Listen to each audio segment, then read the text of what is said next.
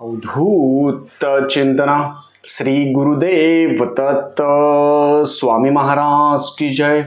छत्रपती शिवाजी महाराज की जय. श्री स्वामी समर्थ. आज मी आपल्याला खूप ठिकाणी श्री स्वामी समर्थ महाराजांच्या नावाने जो व्यापार चालू आहे, महाराजांच्या नावाने हे यंत्र घ्या, धनलक्ष्मी कुंचन घ्या, अशा वस्तूंची विक्री जास्त चालू आहे आणि हे महाराजांच्या नावाने चालू आहे. आणि खूप ठिकाणी महाराजांच्या नावाचा जो गैरवापर होतोय, मग त्याच्यावर महाराज यांना शिक्षा करत का नाही, असा खूप जणांचा प्रश्न आहे की हे असे भुंदगिरी किंवा अशा गोष्टी करतात, महाराज त्यांना शिक्षा का बरं करत नाही. त्याच्यावर मी आज पूर्ण माहिती सांगणार आहे. चॅनलवर पहिल्यांदा आला असेल तर अवश्य सबस्क्राईब करा, म्हणजे येणारे नवीन व्हिडिओ श्री स्वामी समर्थ महाराजांची गुरुचरित्राची आणि नवनाथ पारायणाबद्दल माहिती भेटेल. आपण श्री स्वामी समर्थ महाराजांच्या दर्शनाला जातो, कुठेही जात असणार, मठामध्ये, केंद्रामध्ये, मंदिरामध्ये. कसं असतं, आपण कुठेही जातो दर्शनाला, पण काय होतं, आपण महाराजांकडे आपलं लक्ष नसतं. आपण जेव्हा दर्शनाला जातो तर तिथं आपण फक्त दर्शन करायला पाहिजे, पण काय होतं, ही वस्तू घ्या, ती वस्तू घ्या, ती वस्तू घ्या. आणि आजकाल या सोशल मीडियामध्ये, म्हणजे इंस्टाग्राम असेल, यूट्यूब असेल, सगळीकडे सोशल मीडियामध्ये एक प्रकारची भीती आणि एक प्रकारचा प्रचार केला जातो की हे यंत्र घेतलं की भरपूर पैसा येईल, धनलक्ष्मी कुंचन घेतलं की भरपूर पैसा येईल. असं काही नसतं. पण काय होतं, हे असं करता, याच्यामध्ये काय होतं, महाराजांची सेवा असते बाजूला. तुम्ही बघा, स्वामी चरित्र तुम्ही हातामध्ये घ्या, कोणत्याही प्रकाशनाचं स्वामी चरित्र घ्या, स्वामी चरित्रामध्ये कुठेही तुम्हाला श्री यंत्र घ्या, लक्ष्मी कुंचन यंत्र घ्या, धनलक्ष्मी कुंचन घ्या, हे यंत्र घ्या, ते यंत्र घ्या, असं कोणत्याही यंत्राचा उल्लेख नाही. कोणत्याही यंत्राचा उल्लेख नाही. तुम्ही स्वामी चरित्र हातामध्ये घ्या, गुरुचरित्र हातामध्ये घ्या, गुरुचरित्र वाचा. गुरुचरित्रामध्ये मला सांगा, गुरुचरित्रामध्ये कोणत्याही यंत्राचा उल्लेख आहे का? कोणत्याच यंत्राचा उल्लेख नाही गुरुचरित्रामध्ये. पूर्ण गुरुचरित्र बघा तुम्ही. मग मी का बरं आपल्याला सांगतोय की आपण ह्या भूलतापाला बळी नका पडू. काय होतं, हे महाराजांच्या नावाखाली तुम्हाला देता. हे यंत्र असेल, श्रीयंत्र असेल, श्रीयंत्राची गोष्ट तर अशी आहे, 2011 मध्ये ते 200 रुपयाचं यंत्र 1100 रुपये 1200 रुपयाला विकलेलं आहे. नाव नाही घेणार मी, पण आहे अशा गोष्टी.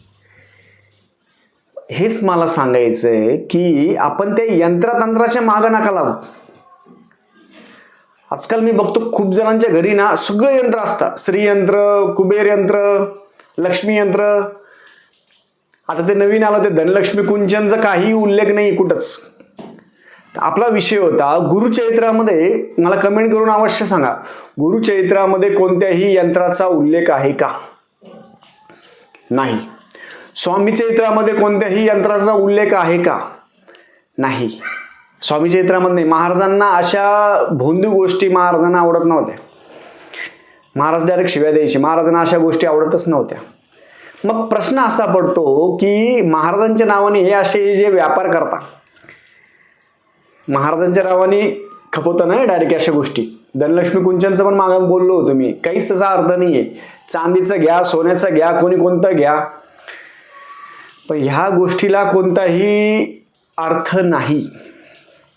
मग याच्यावर महाराज ऍक्शन का बरं नाही घेत, असा खूप जणांचा प्रश्न आहे.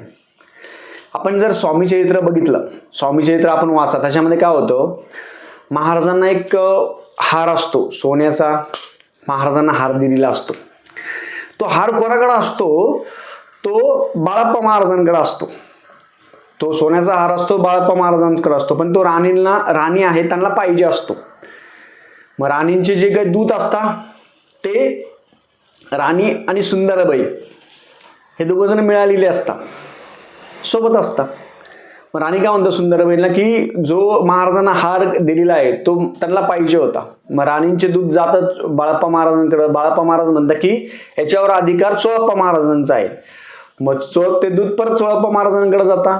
मग चोळप्पा महाराज म्हणतात बाळाप्पांकडे असेल तर तुम्ही घ्या. हे झालं एकमेकांचं. परत नंतर ते दूत परत येतात आणि बाळाप्पा महाराजांना म्हणतात जो हार असेल तो आम्हाला परत द्या, ते परत त्यांना देऊन टाकता. मग याच्यामध्ये काय होतं, मग सुंदराबाई जी आहे, सुंदराबाईंचं जे कॅरेक्टर आहे, सुंदराबाई जे आहे ते राणींचे कानं भरवता. आणि सोळप्पा महाराज आजपर्यंत जी महाराजांची जी सेवा करत होते 12 वर्ष, तेव्हा पण त्रास झालेला आहे खूप लोकांना. सोळप्पा महाराज जेव्हा सेवा करत होते तेव्हा सुंदराबाईंनी राणींना सांगून सोळप्पा महाराजांना दूर केलं. कसं केलं दूर, की भिक्षा घ्यायला लावली आणि ओम भवती भिक्षां देवी असं म्हटले, आणि जेवढे भिक्षा दिली होती लोकांनी तेवढे पैसे जमा झाले. आणि महाराजांनी हे स्वामी चरित्रामध्ये उल्लेख आहे, आपण जर व्यवस्थित वाचलं तर आपल्या लक्षात येईल. महाराजांनी सांगितलं की तू आतापर्यंत केलेल्या सेवेचं फळ आहे, तू घे आणि बाजूला जा. सोळप्पा महाराज बाजूला गेले. कोणामुळं? सुंदराबाईमुळं. हां, सोळप्पा महाराज बाजूला गेले सुंदराबाईमुळं. मग दुसरा नंबर लागला बाळाप्पा महाराज. बाळाप्पा महाराजांना पण काय झालं, असंच विनाकारण त्रास देऊ लागले. रात्री महाराजांना शिव करण्यासाठी जायचं असेल, बाथरूमला जायचं असेल तर बाळाप्पा महाराजांना उठवलं, सुंदराबाईंना उठवलं नाही. तर त्यांच्या मनात राग आला. त्यांनी बाळाप्पा महाराजांना महाराजांपासून दूर केलं. पण बाळाप्पा महाराज एकनिष्ठ होते. मग बाळाप्पा महाराजांनी असं नाही म्हटलं की महाराज मला असे लोक त्रास देऊ लागले, हे करू लागले, असे म्हटले का? नाही. ते मारुतीच्या मंदिरामध्ये गेले आणि महाराजांचं नामस्मरण करू लागले. महाराजांचं नामस्मरण हे केल्यानंतर सुंदराबाईचा जो घडा भरला, घडा असतो कोणत्याही गोष्टीचा, पाप करताना तुम्ही त्याचा घडा असतो, घडा भरल्यानंतर काय झालं, माधवराव बर्वे अधिकारी होते, ते महाराजांच्या दर्शनाला आले. महाराज म्हणे तुम्ही काय करताय म्हणे, तुम्ही तुमचं काम व्यवस्थित करा. नाही म्हणे राणींची आज्ञा आहे. नाही म्हणे राणींची आज्ञा असं काही असतो. महाराज म्हणे तुम्ही तुमचं कर्तव्य करा. हातीपायी बेड्या पडल्या डायरेक्ट सुंदराबाईच्या. सुंदराबाई स्वतःला मारून घेऊ लागली, स्वतःला हे करू लागली. हातीपायी बेड्या पडल्या. जोपर्यंत तुम्ही म्हणता ना महाराज काय करत नाही, महाराज सगळं करतात. जोपर्यंत तुमचं पुण्य आहे तोपर्यंत तुम्ही राहणार. पुण्य संपलं, तुम्ही संपले. म्हणून तुम्ही तुमच्या सगळ्यांना एकच गोष्ट सांगायची आहे की आता काय होतंय, महाराजांच्या नावाने खूप सुळसुळाट चालू आहे. स्वामींचे घर किंवा प्रत्येकाच्या घरामध्ये स्वामी आहे म्हणून विनाकारण कुठेही गर्दी करू नका. हे माझं वैयक्तिक आहे.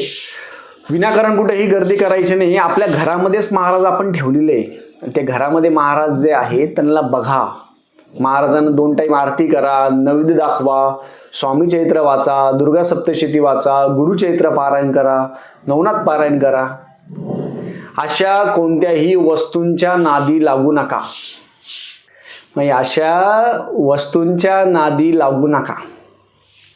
खूप ठिकाणी काय होतं, आपण मंदिरामध्ये केंद्रामध्ये कुठेही जातो, एवढ्या मोठ्या वस्तू दिसतो, त्या वस्तू घरी आणतो आणि घरी ठेवून देतो.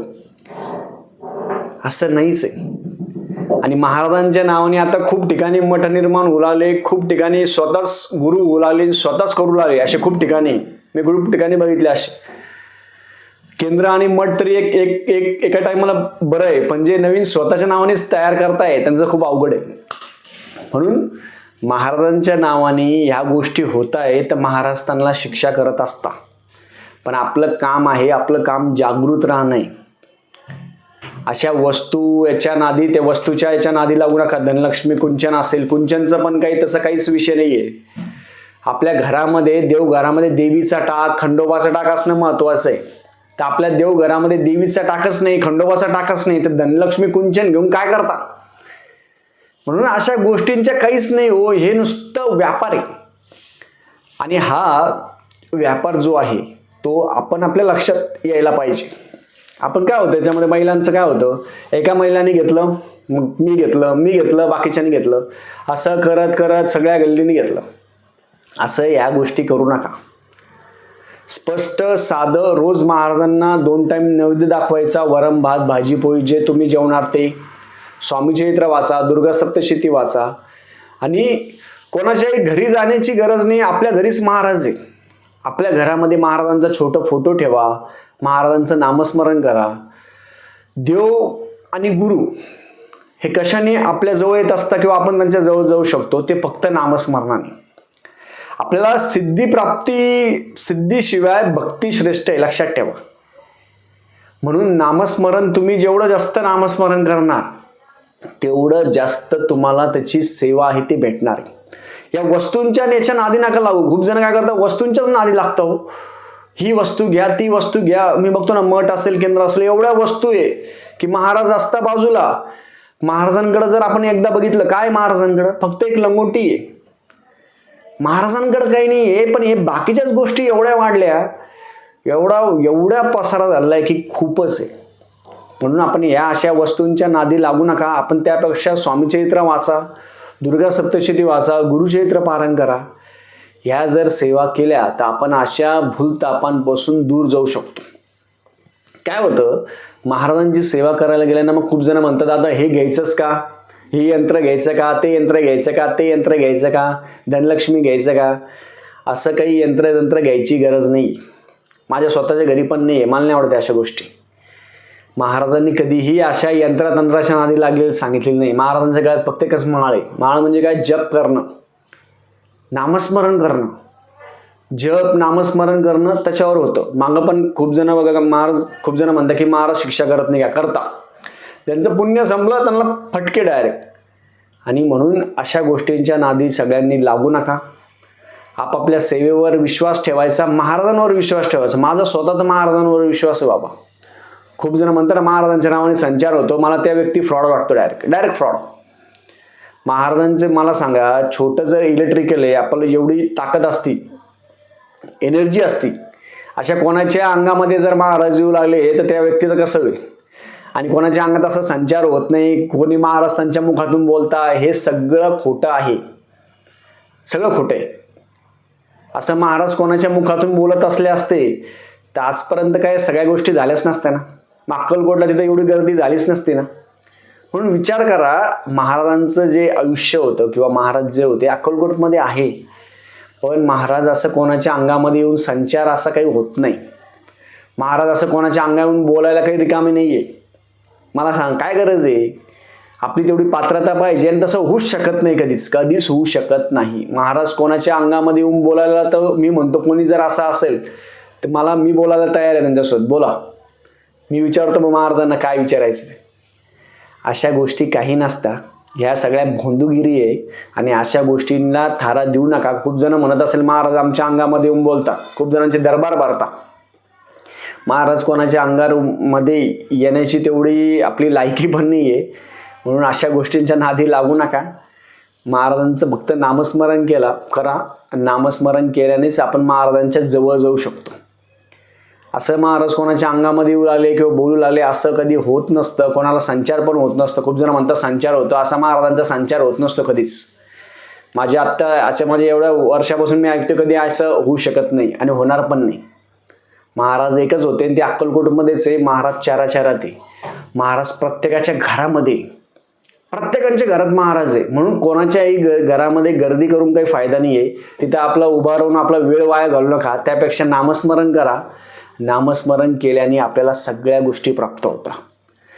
आपल्या आजूबाजू काही भोंदूगोरी काही गोष्टी असेल तर त्या सावध व्हा. अशा गोष्टीकडे जायचं नाही. आपलं घर भलं, आपण महाराज भलं, आपण आपले भलं.